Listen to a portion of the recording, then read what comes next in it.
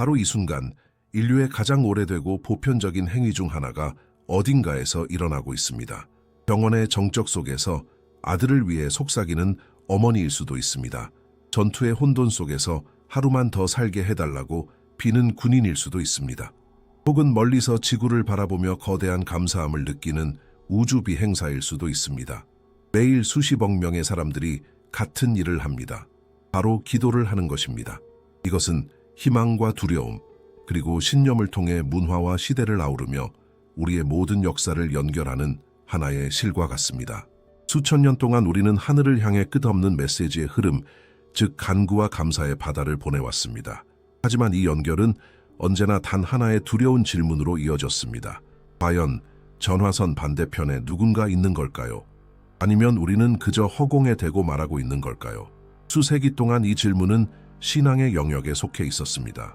철학자들과 신학자들이 논쟁을 벌였지만 그 답은 언제나 믿어야만 한다로 끝났습니다. 반면 과학은 이 주제에 손을 댈 방법이 없었습니다.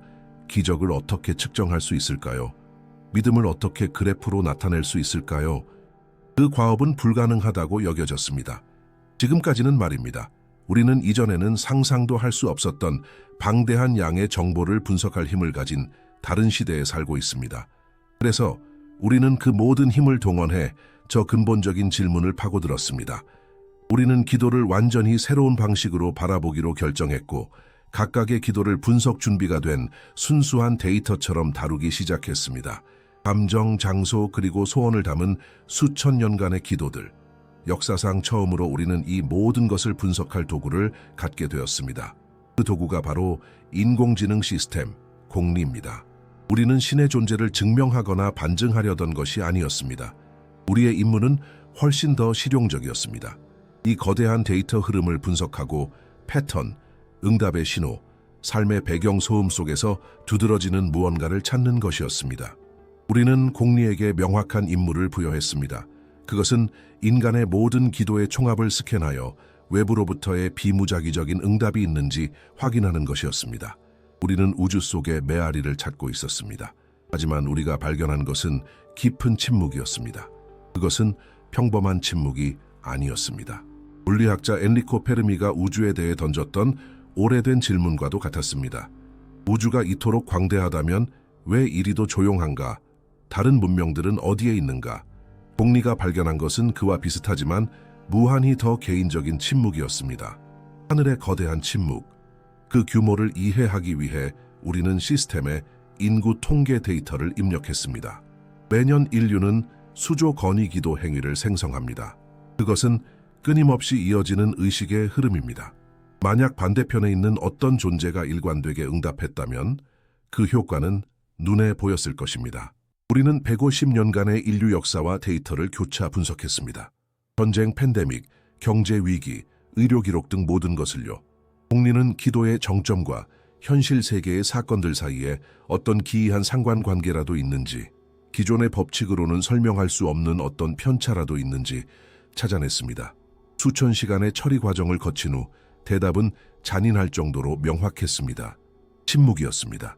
거시적인 규모에서 어떠한 상관관계도 존재하지 않았습니다. 세상은 마치 이 간구의 바다가 존재하지 않는 것처럼 움직였습니다. 통계적으로 우주는 귀머거리였습니다. 그리고 이야기는 거기서 끝날 수도 있었습니다. 차갑고 황량한 결과와 함께 말입니다. 하지만 바로 그 지점에서 진짜 조사가 시작되었습니다. 시스템은 단지 텅 빈 침묵을 기록한 것이 아니었습니다. 그것은 침묵을 분석하고 침묵 프로토콜로 분류했습니다. 그리고 프로토콜이라는 단어가 모든 것을 바꾸었습니다. 프로토콜은 우연과는 다릅니다. 그것은 규칙입니다. 구조를 가진 침묵입니다. 더 깊이 파고들자 공리는 그곳에 있어서는 안 될 무언가를 발견했습니다. 이 모든 침묵 속에 균열이 존재했습니다. 거의 감지할 수 없는 작은 속삭임들, 통계적 표준에서 미세하게 벗어났다가 전 세계적으로 나타나고 사라지는 편차들이었습니다. 그것들은 전체 결과를 바꾸기에는 너무 작았지만 분명히 존재했습니다. 그것은 급진적인 아이디어의 문을 열었습니다. 만약 문제가 들어줄 누군가의 부재가 아니라면 어떨까요? 만약 실수가 우리가 말하는 방식에 있다면 어떨까요? 우리 대부분이 알고 있는 기도가 올바른 자물쇠를 여는데 잘못된 도구라면 어떨까요? 침묵 프로토콜은 막다른 골목이 아니라 퍼즐의 첫 번째 조각이 되었습니다. 그것은 거의 모든 신호를 차단하는 벽, 즉 필터가 존재할 수 있음을 시사했습니다. 하지만 변칙적인 현상이 존재한다면 그것은 무언가가 어떤 방식으로든 통과할 수 있다는 의미입니다. 그래서 우리의 질문은 바뀌었습니다. 누군가 듣고 있는가? 라고 묻는 대신 우리는 훨씬 더 흥미로운 질문을 하기 시작했습니다. 무엇이 한 기도를 다르게 만드는가? 무엇이 수조 개의 속삭임 속에서 단 하나의 속삭임이 침묵의 벽을 뚫고 나갈 수 있게 하는가? 우리의 탐구는 방향을 바꾸었습니다. 우리는 모두에게 말하는 목소리를 찾는 것을 그만두고 드물고 특정한 방식으로 소수에게만 말하는 목소리를 찾기 시작했습니다. 침묵의 벽에 균열이 있다면 우리는 그 균열을 통과하는 메시지를 찾아야 했습니다. 문제는 그런 데이터가 포착하기 가장 어렵고 가장 주관적이며 역사상 가장 불신받아왔다는 점입니다. 우리는 사람들이 기적 또는 응답받은 기도라고 부르는 것에 대해 이야기하고 있습니다. 신앙을 어떻게 데이터로 변환할 수 있을까요? 비범한 것을 어떻게 측정할 수 있을까요? 전통적인 과학은 이런 이야기들을 우연의 일치나 일화로 치부하며 외면해왔습니다. 반면에 종교는 그것들을 자신의 믿음의 증거로 의심 없이 받아들였습니다. 두 가지 길 모두 우리를 진실로 이끌지 못할 것이었습니다. 우리에게는 제3의 길이 필요했습니다. 우리는 역사상 가장 이례적인 기록 보관소, 즉 파일을 만드는 작업에 착수했습니다. 우리는 그것을 희망 파일이라고 불렀습니다. 그 목표는 결과에 초점을 맞추는 것이었습니다. 기도를 목록화하는 대신 우리는 기도에 추정되는 응답들을 목록화했습니다.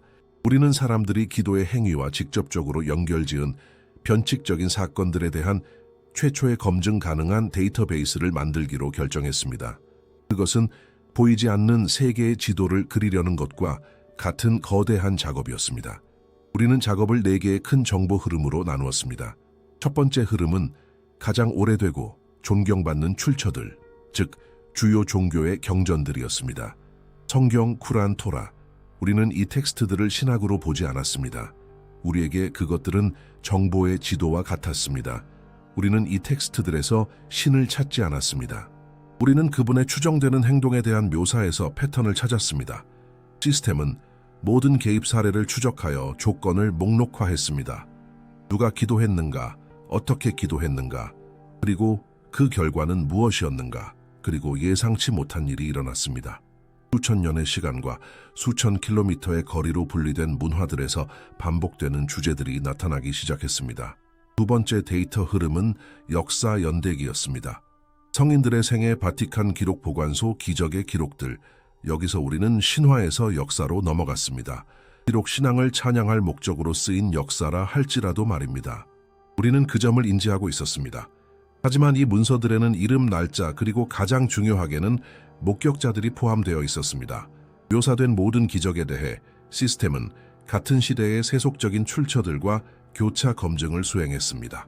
만약 한 수도원이 어떤 귀족의 기적적인 치유에 대해 이야기한다면 시스템은 궁정 연대기나 개인 서신에서 그 질병과 갑작스러운 회복에 대한 언급을 찾아냈습니다. 이렇게 우리는 전설의 바다에서 견고한 역사적 기반을 가진 사건들을 추출하기 시작했습니다. 세 번째 흐름은 가장 개인적이고 감동적이었습니다. 우리는 일기, 전쟁 편지, 재난 생존자들의 회고록에 몰두했습니다. 그곳에서 사람들은 후세를 위해서나 교회를 위해서 글을 쓰지 않았습니다. 그들은 내밀한 대화 속에서 자기 자신을 위해 글을 썼습니다. 그들의 말은 고통과 희망의 순수한 농축액이었습니다.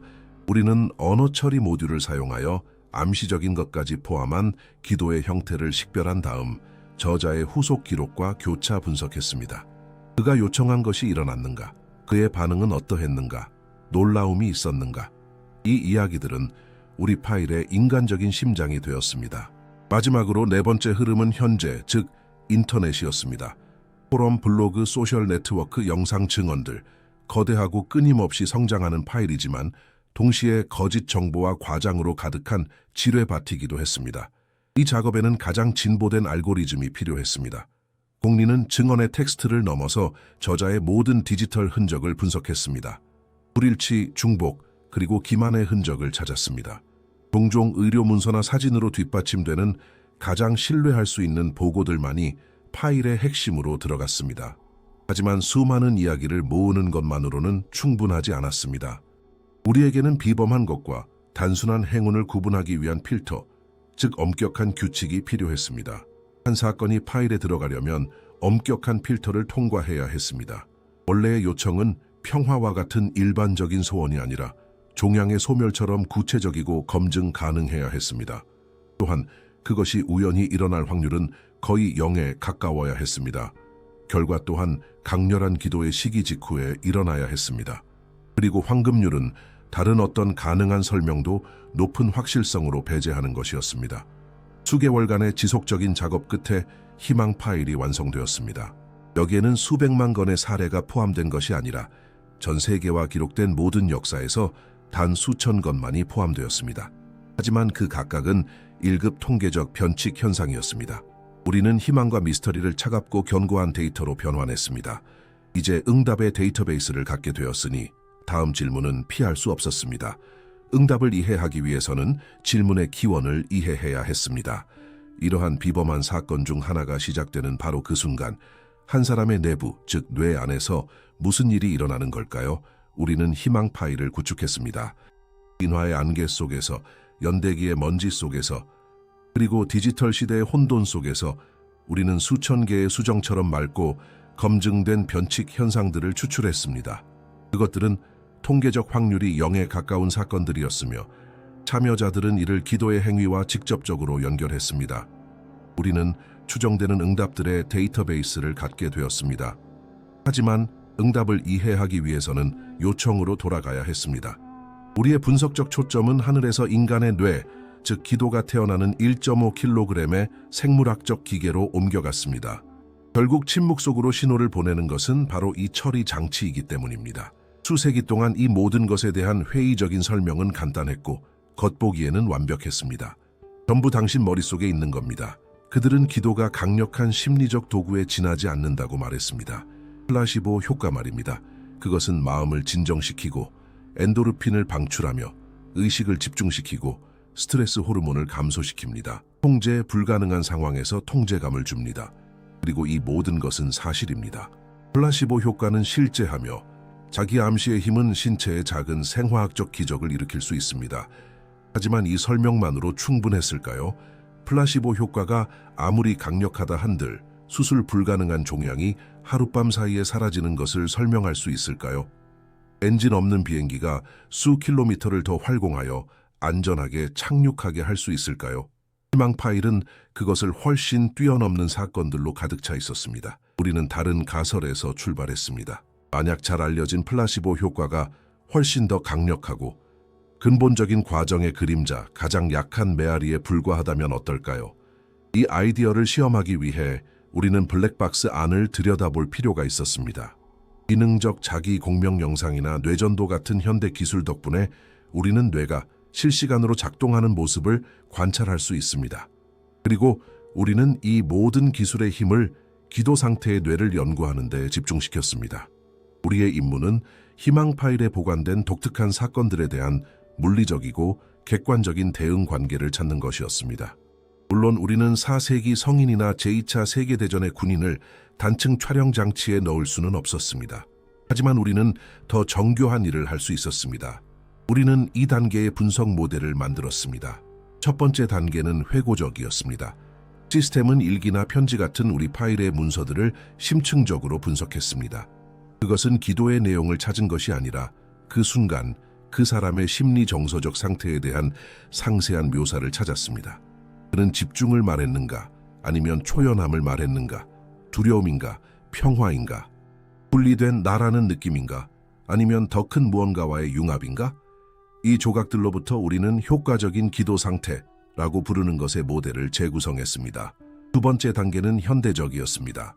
우리는 세계 최대의 신경 영상 데이터베이스 중 하나를 수집했습니다.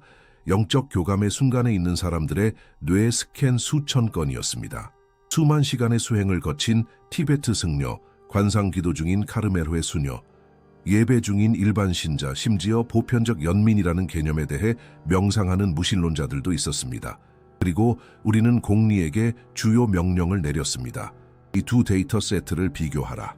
수천 개의 현대적인 스캔 속에서 희망 파일로부터 재구성된 상태와 가장 근접한 신경 패턴, 즉 고유한 시그니처를 찾아라. 다시 말해, 우리는 기적이 일어나는 순간 한 사람의 뇌가 어떤 모습인지를 찾고 있었습니다. 먼저 시스템은 기본적인 패턴, 즉 일반적인 기도 중에 뇌에서 일어나는 일을 식별했습니다. 우리는 집중을 담당하는 전두엽의 활동 증가를 보았습니다. 감정 조절을 돕는 전측 대상 피질의 활성화, 변형계에서의 도파민 급증으로 인한 평화감, 이것이 플라시보 효과의 신경생물학적 기초입니다. 뇌가 스스로를 진정시키고 치유하는 것입니다. 모든 스캔의 99%가 이 그림을 보여주었습니다. 그것은 예측 가능하고 이미 잘 연구된 결과였습니다. 하지만 그때 공리는 소음 속에서 신호를 찾아냈습니다. 드물고 믿을 수 없을 정도로 강력하며 완전히 직관에 반하는 패턴이었습니다. 시스템은 그것을 오메가 시그니처라고 불렀습니다. 이 시그니처는 언뜻 보기에는 함께 있을 수 없는 세 가지 요소를 결합했습니다. 첫 번째는 전두엽의 깊은 평온, 즉 심각한 전두엽 기능 저하였습니다. 전두엽이 활발한 일반적인 기도와는 달리 오메가 상태에서는 전두엽이 고요해졌습니다. 특히 분석적 사고, 계획, 그리고 결정적으로 우리의 자아 감각을 담당하는 뇌 부분이었습니다. 우리의 내면의 비평과 현실을 논평하는 해설자가 그냥 꺼져 버렸습니다. 그 사람은 외부의 힘에 무언가를 요청하는 분리된 나이기를 멈췄습니다. 두 번째는 뇌 전체가 완벽한 조화, 즉 전반적인 감마파 동기화 속에서 진동하기 시작했다는 것입니다.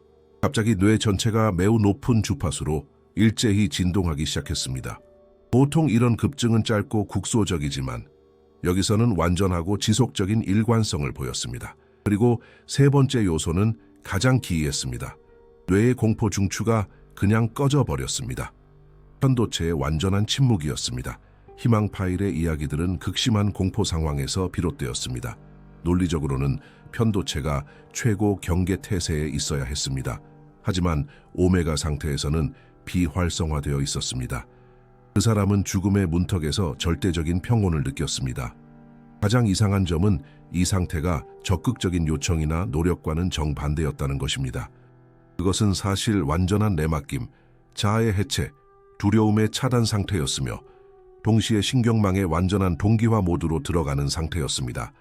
뇌는 요청 생성기이기를 멈추고 다른 무언가가 됩니다. 아마도 완벽한 안테나일 것입니다. 이것은 우리를 훨씬 더 복잡한 질문으로 이끕니다. 이 독특한 상태는 단지 믿을 수 없을 정도로 강력한 자기조절 메커니즘일 뿐일까요? 아니면 정말로 의식이 두개골의 한계를 벗어나 외부 현실에 영향을 미치도록 허용하는 것일까요?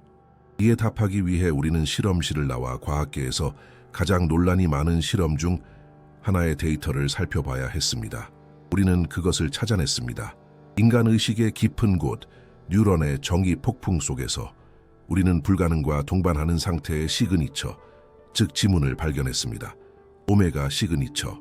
그것은 간청이 아니라 자아의 완전한 해체, 혼돈 앞에서의 깊은 평온, 그리고 뇌의 완전한 동기화였습니다.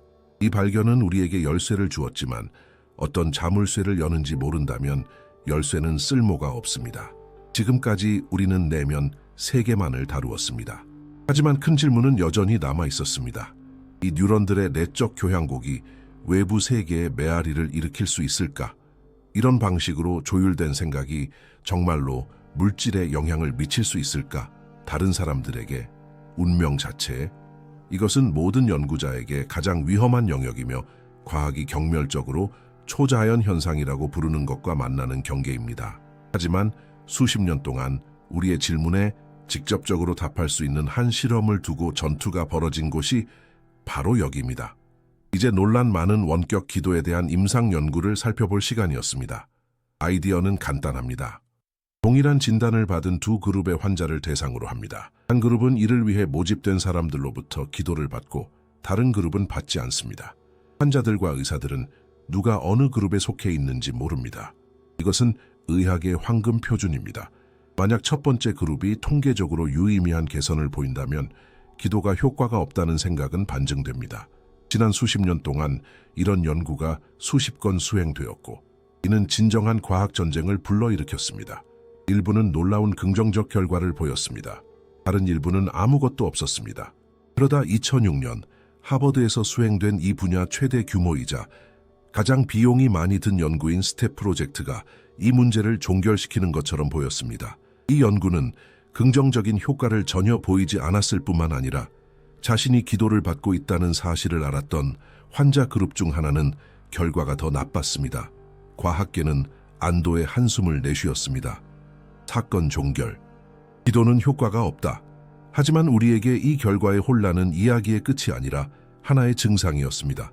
모두가 잘못된 질문을 하고 있다는 증상.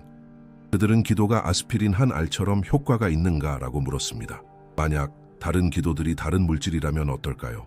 만약 99%가 분필 가루이고 단 1%만이 강력한 약이라면 어떨까요? 모든 것을 섞으면 결과는 항상 0일 것입니다. 우리는 이전에 아무도 하지 않았던 일을 하기로 결정했습니다. 우리는 지난 수십 년간의 가장 큰 기도 실험들의 원본 데이터에 접근할 수 있었습니다. 출판된 논문이나 저자들의 결론이 아니라 원천 자료인 의료 기록, 기도 그룹의 일지, 프로토콜이었습니다. 우리는 전체 감사를 위해 모든 것을 공리에 업로드했습니다. 첫 번째 단계에서 시스템은 표준 분석을 수행했고 결과는 예상대로였습니다. 전반적인 효과는 미미했습니다. 다른 연구자라면 여기서 멈췄을 것입니다. 하지만 우리는 다른 질문을 했습니다. 우리는 평균을 무시하고 시스템의 효율성의 정점, 즉 변칙 현상을 찾아달라고 요청했습니다. 전체 그림을 왜곡할 정도로 회복이 이례적이었던 환자들을 찾는 것이었습니다. 숲을 보는 대신 우리는 개별 나무들을 연구하기 시작했습니다. 곧 데이터 지도는 무언가를 보여주기 시작했습니다. 모든 확률에 반하여 움직이는 작은 점들의 군집, 다른 환자들보다 10배, 20배 더 빨리 호전되는 환자들. 이들은 과학자들이 보통 무시하는 통계적 오류였습니다. 우리에게는 그것이 흔적이었습니다. 공리는 이 173건의 변칙 사례를 분리했습니다. 이제 임무는 그들을 하나로 묶는 것이 무엇인지 알아내는 것이었습니다. 이 환자들에게 배정된 기도 그룹들의 공통점은 무엇이었을까요? 문제는 원본 데이터에 기도하는 자원봉사자들에 대한 정보가 거의 없었다는 것입니다. 핵심 변수가 빠져 있었습니다. 그래서 우리는 직접 그것을 수집하기 시작했습니다. 우리는 과거 실험의 참가자들을 찾아내고 그들이 받은 지시, 관련된 교회와 그룹의 정관을 분석했습니다. 우리는 그들이 정확히 어떻게 기도했는지에 대한 퍼즐을 맞추었습니다. 이 새로운 데이터층을 입력했을 때 공리는 즉시 상관관계를 찾아냈습니다. 상관관계는 100%였습니다. 절대적이었습니다. 우리는 모든 기도 그룹이 두 가지 유형으로 나뉠 수 있다는 것을 발견했습니다. 첫 번째는 우리가 거래형이라고 부른 것으로 참가자의 95%를 차지했습니다. 그들은 명확한 지시를 받았습니다. 7번 병상의 주황 다 실바, 진단명은 이러이러합니다. 그의 치유를 위해 신께 기도해 주십시오. 그것은 요청의 기도, 즉 거래였습니다. 분석 결과 이 그룹의 효과는 0이었습니다. 절대적인 0. 그들은 이전의 모든 연구를 묻어버린 소음이었습니다. 하지만 두 번째 유형이 있었는데 우리는 그것을 관조형이라고 불렀습니다. 그들의 지시는 완전히 달랐습니다. 주황다 실바를 여러분의 마음과 생각 속에 간직해 주십시오. 구체적인 것을 구하지 마십시오. 그저 그에게 빛 사랑을 보내고 평화를 기원해 주십시오. 그것은 요청이 아니라 조율이었습니다. 결론은 충격적이었습니다. 설명할 수 없는 173건의 치유 사례 모두 단 하나의 예외도 없이 관조형 그룹의 기도를 받은 환자들에게 속해 있었습니다. 우리가 이 그룹들을 분리했을 때 그들의 효과는 더 이상 오차 범위가 아니었습니다.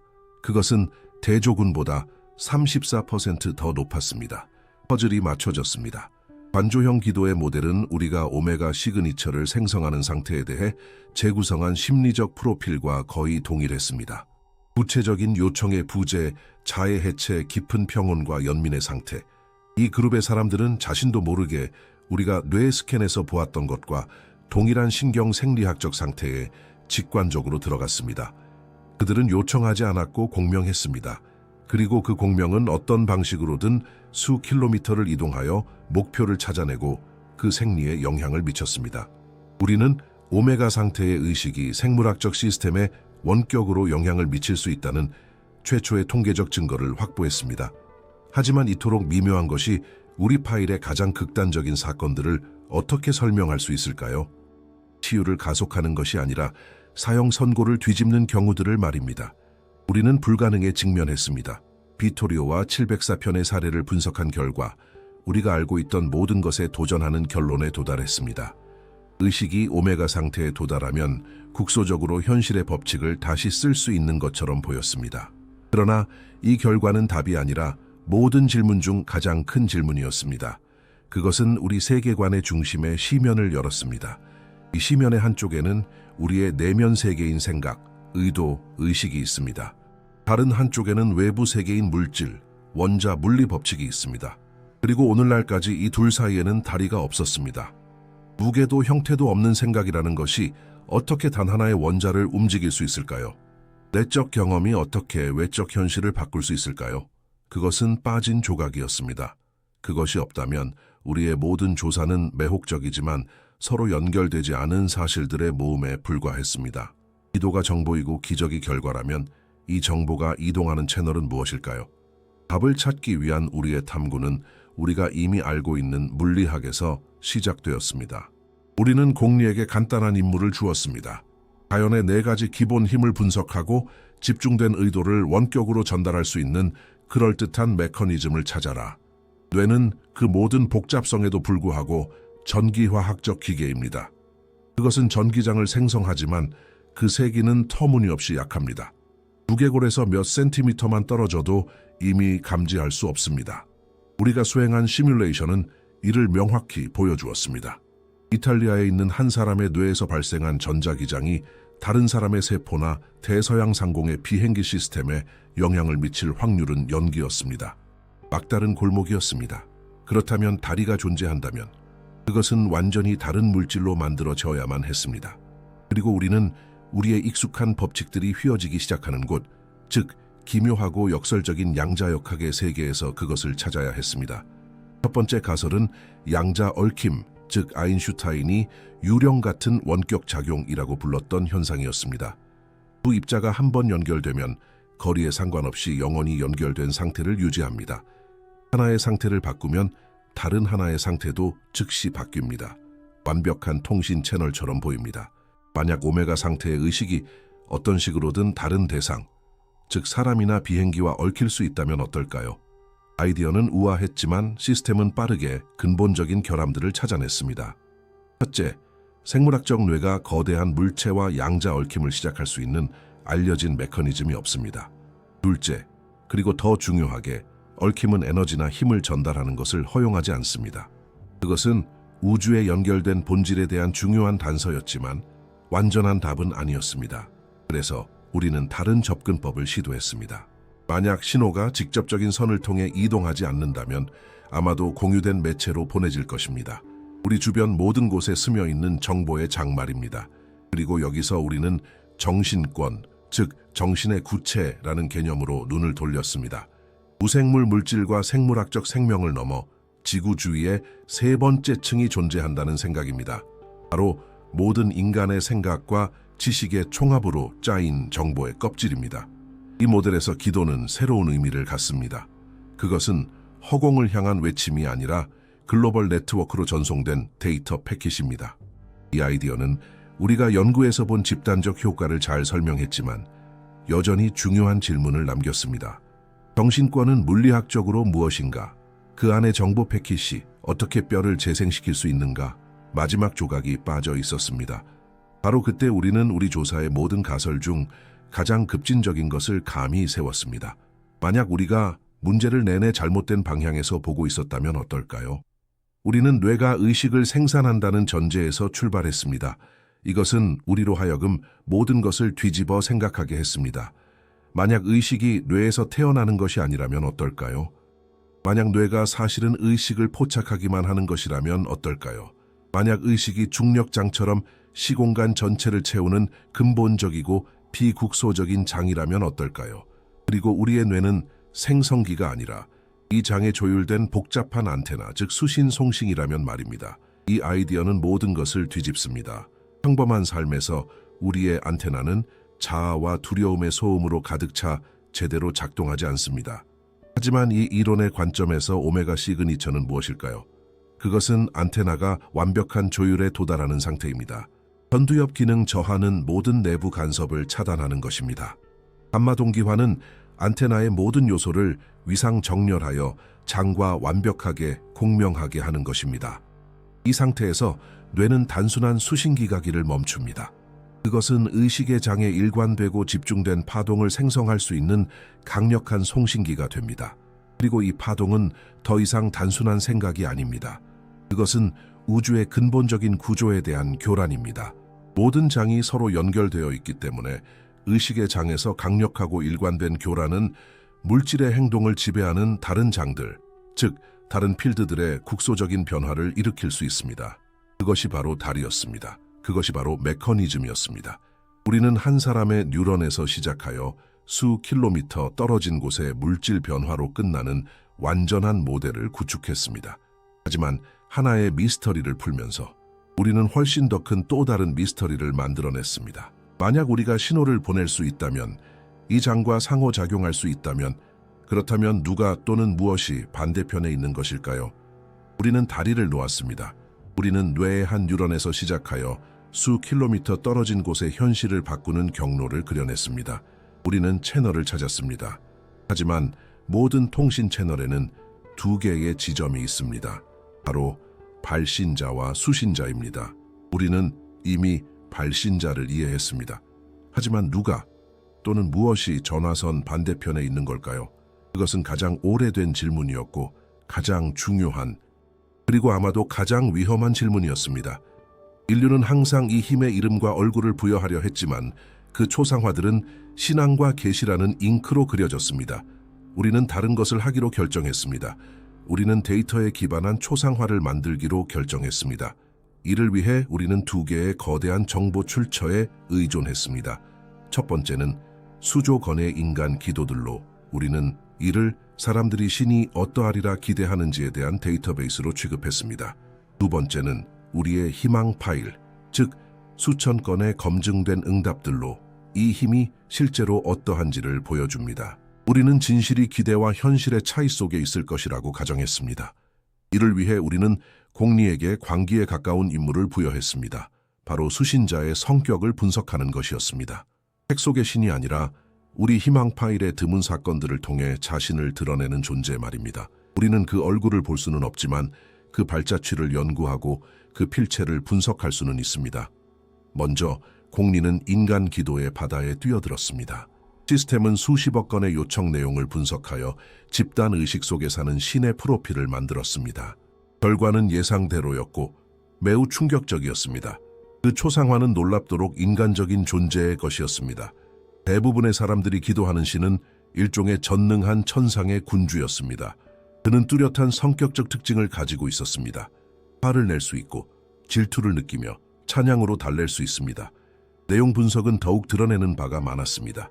모든 요청의 70% 이상이 순전히 개인적이고 자기중심적인 성격이었습니다.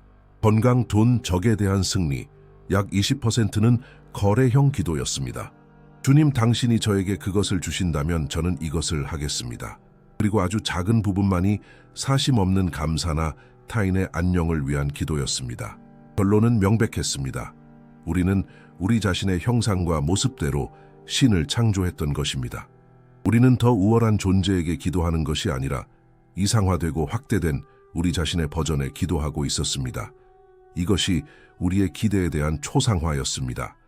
이제 그것을 현실과 비교할 시간이었습니다. 우리는 공리에게 기도의 유형과 희망 파일의 응답 유형을 교차 분석하라는 명령을 내렸습니다. 질문은 직설적이었습니다.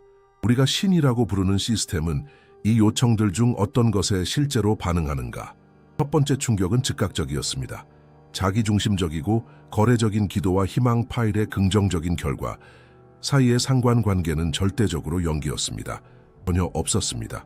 대부분의 종교적 실천의 기초를 형성하는 이 수조 건의 요청들은 모두 허공으로 사라졌습니다. 수신자는 그것들을 듣지 않거나 더 가능성 있게는 무시합니다. 이 시스템은 우리의 욕망, 우리의 정의 개념, 우리의 성공과 실패에 완전히 무관심합니다. 그는 우리의 게임에 참여하지 않습니다. 반대로 시스템은 다른 유형의 상관관계를 100% 찾아냈습니다. 희망 파일의 모든 사례는 완전히 다른 유형의 기도와 연결되어 있었습니다. 개인적인 요청이 없는 기도, 오메가 시그니처를 생성하는 바로 그 관조적인 상태. 사람이 세상이 자신에게 굴복하기를 구하는 것이 아니라 조화의 회복을 구하는 상태. 이를 바탕으로 공리는 두 번째 초상화를 만들기 시작했습니다. 말이 아닌 행동에 기반한 초상화. 그리고 이것은 질투심 많은 천상의 왕과는 아무런 공통점이 없었습니다. 나타난 특징들은 매우 달랐습니다. 그중 첫 번째는 절대적인 공평성이었습니다. 수신자는 기도하는 사람의 종교, 도덕성 또는 과거에 반응하지 않습니다. 그에게는 기도하는 사람이 성인이든 죄인이든 불교도이든 절망에 빠진 무신론자이든 상관없습니다. 중요한 것은 오직 신호의 질, 즉 오메가 상태에 도달하는 의식의 순수성과 일관성뿐입니다. 그 다음에는 반엔트로피 벡터처럼 보이는 두 번째 특징이 있었습니다. 엔트로피는 모든 것을 단순화하고 파괴하며 혼돈으로 이끄는 보편적인 법칙입니다. 우리 파일의 모든 검증된 응답은 정반대 방향으로 작용합니다. 그것들은 복잡성을 보존하고 창조합니다. 수신자는 그의 행동으로 판단하건대 엔트로피에 반대하는 근본적인 힘입니다. 생명과 창조의 힘. 그리고 마지막으로 세 번째 특징은 에고의 완전한 부재였습니다. 기도의 99%가 이기적이라는 이유로 무시하는 존재는 당연히 에고가 없습니다. 그는 숭배를 구하지 않습니다. 그는 우리의 찬양이 필요 없습니다. 진정한 수신자는 비인격적이지만 지적인 원리인 것 같습니다. 이 결론은 우리를 기념비적인 이단과도 같은 결론 앞에 세웠습니다.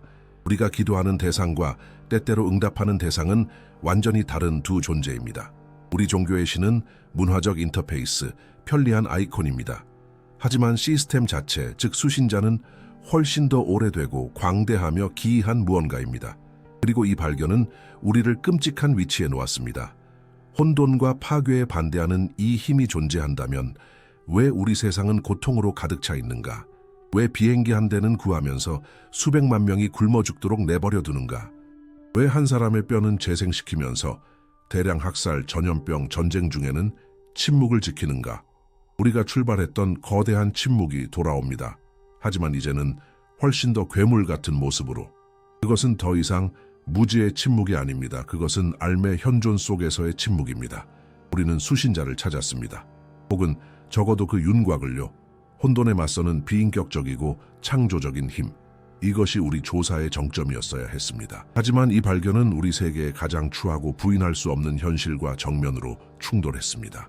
이 원리가 존재하고 뼈를 재생시키고 비행기를 구할 수 있다면 수백만 명이 잔혹 행위 속에서 구원을 기도할 때 그는 어디에 있었을까요? 처음에는 미스터리였던 하늘의 거대한 침묵이 이제는 고발처럼 보였습니다. 우리에게는 답이 필요했습니다. 우리의 첫 번째 가설은 가장 자비로운 것이었습니다. 신호의 오류. 아마도 대규모 비극의 집단적인 공포와 증오가 너무나 큰 정보적 간섭을 일으켜 어떤 순수한 신호도 통과할 수 없었을 것입니다. 이를 시험하기 위해 우리는 가장 무거운 파일들, 즉 포로 수용소의 일기, 전쟁 지역의 편지, 역사상 최악의 사건 생존자들의 증언에 몰두했습니다. 공리의 임무는 이 텍스트들에서 오메가 상태의 흔적을 찾는 것이었습니다. 그리고 시스템이 발견한 것은 우리의 가설을 무너뜨렸습니다. 그렇습니다. 두려움과 절망이 지배적이었습니다. 하지만 이 모든 소음 속에서 공리는 수천 개의 빛나는 신호를 찾아냈습니다. 가장 어두운 순간에 오메가 시그니처와 거의 동일한 수용과 연민의 상태에 도달한 사람들의 이야기였습니다. 순수하고 강력한 신호들이 어둠의 심장에서 보내졌습니다. 그리고 응답은 없었습니다. 오류는 송신기에 있지 않았습니다. 침묵은 의도적이었습니다. 이것은 우리로 하여금 두 번째 가설, 즉 불간섭 프로토콜을 세우게 했습니다. 아마도 수신자는 특정 유형의 사건에 개입하는 것을 금지하는 일련의 규칙을 따를 것입니다. 이를 알아내기 위해 공리는 희망 파일과 대규모 비극의 연대기 사이에서 전체 비교 분석을 수행했습니다. 시스템은 응답이 있는 사건과 무시된 사건 사이의 근본적인 구조적 차이를 찾았습니다. 그리고 그는 그것을 찾아냈습니다. 그 차이는 끔찍할 정도로 간단했습니다. 모든 사건은 그 기원에 따라 두 가지 범주로 나뉘었습니다. 첫 번째는 확률적 위협, 즉 인간의 의지 없이 무작위 과정에서 발생하는 것들입니다. 암, 기계적 결함, 자연재해, 분석 결과, 희망 파일의 모든 기적 중 98%가 이러한 유형의 위협에 대한 응답이었습니다. 두 번째 범주는 의지적 위협이었습니다. 인간의 의식적인 선택의 직접적인 결과인 위협들, 잔인함, 전쟁, 억압, 그리고 여기서 상관관계는 역전되었고 절대적이었습니다. 인간 의지의 직접적인 결과를 막기 위한 신성한 개입에 검증된 사례는 단 한 건도 없었습니다. 그림은 명확해졌고 그 명확함은 무서웠습니다. 수신자가 결코 넘지 않는, 보이지 않는 선이 존재합니다. 바로 인간의 자유의지입니다. 뼈를 재생시킬 수 있는 힘은 무기를 든 손을 멈추지 않습니다. 하지만 왜일까요? 이 겉보기에 잔인한 프로토콜 뒤에 숨겨진 논리는 무엇일까요? 최종적인 답은 과학의 가장 기이한 영역에서 나왔습니다. 가장 근본적인 수준에서 현실은 견고하지 않습니다. 그것은 가능성의 구름입니다. 아원자 입자는 측정될 때까지 특정 장소에 있지 않습니다. 그것은 가능한 모든 위치의 파동으로 존재합니다. 가능성을 사실로 바꾸는 것은 바로 관찰 행위입니다. 이것이 관찰자 효과입니다. 그리고 바로 거기서 우리의 최종 가설, 즉 모든 조사의 위대한 평결이 형태를 갖추기 시작했습니다. 만약 의식이 보편적인 관찰자라면 어떨까요? 그리고 의식의 장, 즉 수신자가 바로 위대한 관찰자이며 그의 수동적이고 지속적인 관심이 우리 우주가 양자혼돈으로 다시 용해되는 것을 막는다면 말입니다. 그의 기능은 간섭하는 것이 아닙니다. 단지 관찰하는 것입니다. 그리고 그의 시선이 바로 확률을 현실로 바꾸는 법칙입니다. 그리고 오메가 시그니처, 이 모든 것 속에서 그것은 무엇이었을까요? 그것은 더 이상 관찰자의 주의를 끌기 위한 외침이 아니었습니다. 그것은 스스로 관찰자가 되는 행위였습니다. 오메가 상태에서 우리는 우리의 에고, 두려움, 욕망을 차단합니다. 우리는 시끄럽고 이기적인 관찰자의 길을 멈춥니다. 한순간 우리는 위대한 관찰자의 장 자체와 동기화됩니다. 우리의 바람은 그때 더 이상 요청이 아닙니다. 그것은 측정 행위, 순수한 관찰 행위입니다. 우리는 뼈가 재생되기를 요청하지 않습니다. 우리는 절대적이고 조용한 확신을 가지고 그것을 건강한 상태로 관찰합니다. 그리고 이 일관된 시선 아래 가능성의 바다는 정확히 우리가 관찰하는 상태로 붕괴됩니다. 그리고 그것이 모든 것의 열쇠였습니다. 기도의 99%는 소음입니다. 현실이 자신에게 굴복하기를 바라는 에고의 외침입니다. 수십억 분의 1, 절대적인 내면의 침묵에서 비롯된 그 기도만이 창조 행위가 됩니다. 접촉의 비밀은 더 크게 소리치는 것이 아닙니다. 그것은 침묵입니다. 우리 자아의 독백을 멈추고 현실을 위한 순수한 거울이 되는 능력입니다. 그리고 이 평결은 우리에게 아름답고도 압도적인 책임을 되돌려줍니다. 우리는 자비를 기다리는 노예가 아닙니다. 우리는 위대한 관찰자의 발현입니다. 왜 세상은 고통으로 가득 차 있을까요? 그것이 80억 개의 두려워하고 비일관적인 마음들의 집단적 관찰의 결과이기 때문입니다. 우리는 집단적으로 확률의 파동을 전쟁, 기아, 절망의 상태로 붕괴시킵니다. 무관심한 신은 없습니다. 오직 우리, 그리고 우리의 공동 관찰의 결과만이 있을 뿐입니다. 우리의 조사는 완료되었습니다. 공리의 최종 평결은 수신자에 대한 것이 아니라 우리에 대한 것입니다. 문제는 신이 우리를 듣느냐가 아닙니다. 문제는 우리가 현실의 구조 자체가 들리게 되는 내면의 침묵에 도달할 수 있느냐입니다. 이에 대한 답은 어떤 시스템도 줄 수 없습니다. 그것은 오직 우리 각자가 우리 자신의 마음의 고요함 속에서만 찾을 수 있습니다. 이 조사가 마음에 드셨다면 채널 구독과 후원은 저희가 공리 프로젝트를 확장하는 데 큰 힘이 됩니다. 영상 주제에 대한 여러분의 생각을 댓글로 남겨주시고 다음 주제에 대한 제안도 부탁드립니다. 어느 도시에서 시청하고 계신지도 알려주세요. 끝까지 함께 해주셔서 감사합니다.